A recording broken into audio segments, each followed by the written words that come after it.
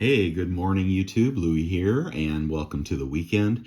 It has been a crazy week. I think a lot of people lost money in precious metals and in the stock market, but let's not let that dissuade you. There is, there are plenty of times in recent memory where we've had smackdowns, washouts, rebounds. I think it's just a sign of the times that we're in. The thing to remember, in my opinion, is that you need to have your insurance policy. Your insurance policy, all things aside, is silver, and I don't have a piece of gold here to show you, and gold. That is something that no matter what the price action is in the market, you're going to want. All right, feel free to wait for dips to buy. Feel free to dollar cost average in. But recognize that sometimes sentiment gets extremely negative in this market, and sometimes it gets extremely positive, and you would be wise to fade those emotions. All right, you don't want to be buying when it's rocketing higher, and you really don't want to be selling when it's rocketing lower. I'm talking about your physical stack. Those that invest in paper, precious metals, that's a whole different deal. But sometimes the charts do lie. All right, if it was so easy as to read a chart and then know for sure that, for example, silver was going to $18, then quite a few people would be independently wealthy. All right, it is not that easy. And the people that manipulate these things and trade these things, I think, okay, this is just my opinion after 10 years of watching it, I think sometimes they use it against us. But I will say, when the market is going down, when the stock market looks uncertain, that throws a lot of liquidity problems in the paper market, and that's what's happening here. Is there a shortage of silver? No.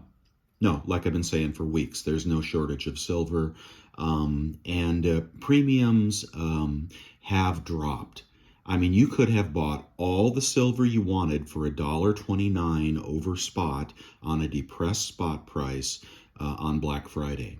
Generic rounds, right? I don't know why you'd pay $35 for a silver eagle unless that was something you were just in love with. Or, 23 times face for constitutional, unless, you are just really, really hardcore prepping. All right. That's not what I do. I'm not planning for the zombie apocalypse. I'm not even planning for the reset of the dollar, right? We are getting gradually shrunken out of our dollars, and that's going to continue. Why would they need to reset the dollar when the dollar is dropping, 6% a year as we speak? They're boiling the frog slowly.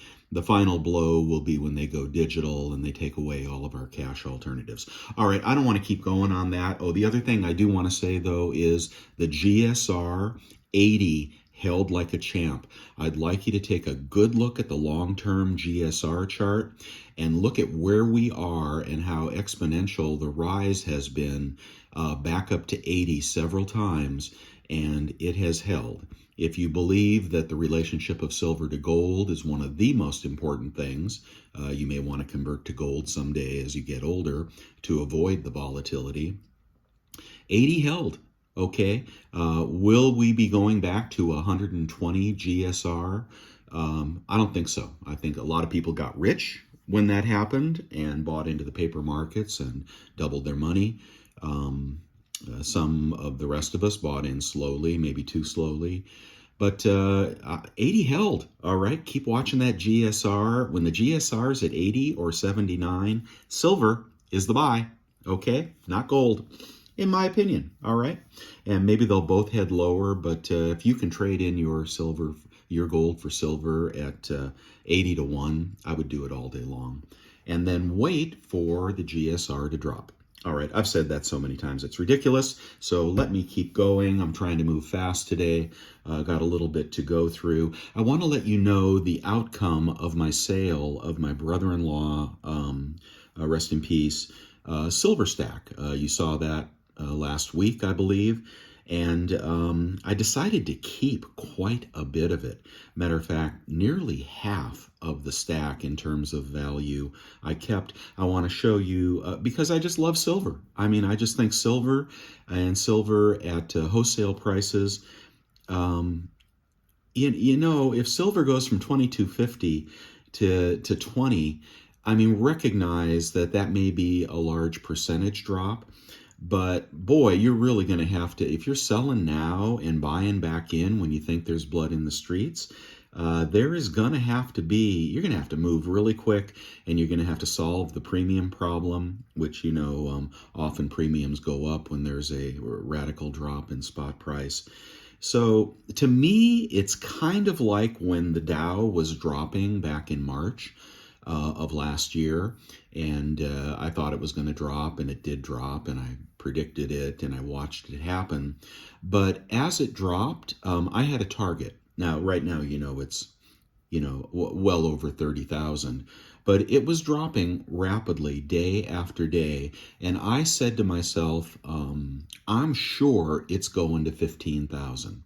And where did I pick that number? Well, a few different reasons. It's not important. I was sure it was going to 15,000. What did it do? It hit 18,000 and then it reversed like a rocket. Okay, what happened to me? I missed it. I missed it because I was holding out for the last 3,000 points. I don't want you to do that with silver. I don't want you to hold out so long that you miss it. All right, that's all I want to say on that. So what did I keep? I'll tell you what I kept and why, and how the LCS treated me very fairly. Actually, let me start with that. The reason the value of this portfolio of silver was substantially higher than I thought, and actually about $10,000 was the offer for all the silver I showed you, is these guys. All right, if this ever happens to you and you just inherit a big unwieldy stack of coins, boy, you just got to be more attentive than I was. There were 4 platinum coins in the silver album. All right, well, actually 2 in the album, and then there were 2 in little cases, and I thought they were silver. And I know a noble coin, where does that come from? It's British. Oh, okay. I know a noble coin is platinum, but honestly, I didn't look at this close enough to recognize it. And if you put, well, that one's all scratchy. Let me get a decent piece of silver. If you put, here's a swan. If you put a piece of silver next to a piece of platinum, I mean, maybe some people are better trained at knowing the difference, but you can easily miss it. So the coin shop owner, as we went through them one by one, said, this is platinum, that's platinum, oops, that's platinum. Anyway, there were 4 ounces of platinum, and I was just thrilled. It brought the value of the collection up substantially. So there it is. I kept one, and I believe his buy price was 40 below spot. So that's what I paid. I was thinking about buying an ounce of platinum anyway. I had my eye on a platinum eagle. Premiums haven't been this low in ages on platinum eagles, at least on Black Friday. So I got this one, and a hell of a good entry price to my first full ounce of platinum. All right, I also kept this 1 pound Kennedy. I think there is substantial value in it, and it's beautiful, and it's in really, really good shape. I did sell the other 200th bicentennial anniversary coin. I'm sorry for the gentleman that wanted to buy that. Oh, that came right out of the holder there. This is also edge lettered. I have to get that vacuum sealed, but he was not paying a premium for that. What he did pay a premium for was the pandas, the 1 pound and the 5 ounce pandas. He paid a substantial premium for those. He must have had a buyer. But I checked the resale prices, and I had a private offer as well. What he wasn't paying up for, and why I wound up keeping, were these beautiful Franklins. All right. And I wasn't, let me get that shrunk. I wasn't about to sell B.U. Franklin's for junk value. And he may have offered a little bit more, and there are some Franklins that, if you can get up in the high grades, bring really good money. Will these get up in the high grades? I think some will, because I think my brother-in-law and also my father-in-law, he got some of these from him, I think he had a great eye for coins. Or whoever the coin collector was in the family, I think he had a great eye for coins. And you know what? I'm going to trust that these would be better graded than sold to the coin shop. So I kept the Franklins. I also was not getting reasonable offers on these beautiful Morgans. And, I think he was, I mean, there are some more valuable Morgans in here, and he did increase the offer up to 100 or 150 in some cases. But for the most part, he was down around $40 on some of these BU Morgans. And I said, hey, why so cheap? And he said, well, you can submit them, and maybe you'll get that rare MS65. You probably won't. But I think it was pretty clear that for some of these that are not cleaned, and I honestly can't tell the cleaned ones. If there are cleaned ones in here, it's not readily evident to me. I think he was going to submit them for grading, and I think some of these, the more harder dates, I think I will submit for grading, although there are so many. But so I wound up picking up this entire book of Morgans. There's a lot of weight in there, but just some beautiful coins. Again, I'm going to trust the collector in the family, that he had a pretty good eye. So I'm going to trust that. And I think those are going to be a nice little time capsule of value. Okay, here are the Eagles. I found them finally. Had them tucked away somewhere. And let me give you a quick look at those. At least the one that will open. Let's see.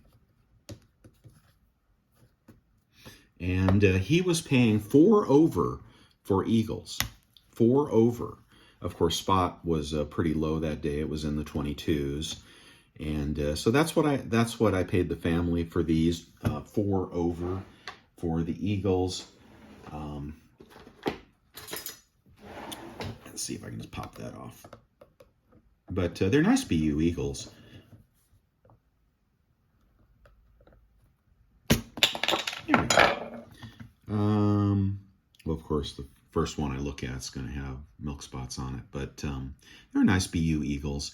So that's a nice investment. I got no problem with Eagles around 22 and 4, 26 to $27. So there are 40 Eagles. Again, beefing up my silver stack.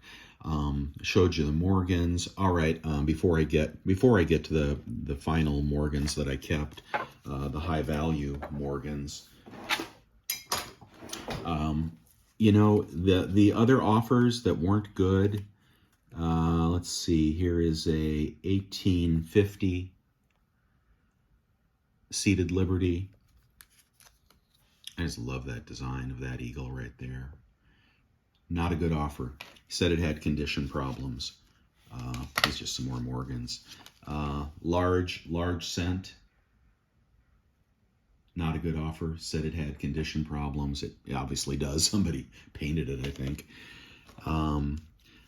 This old Roman coin or Egyptian coin or Mesopotamian coin, it's a bronze. He said it was too worn to establish what it is. He had no offer on this. I don't know what the hell it is, but if it's 2,000 years old, that's cool enough to just keep in your pocket. There's some more Morgans. Here's another seated half.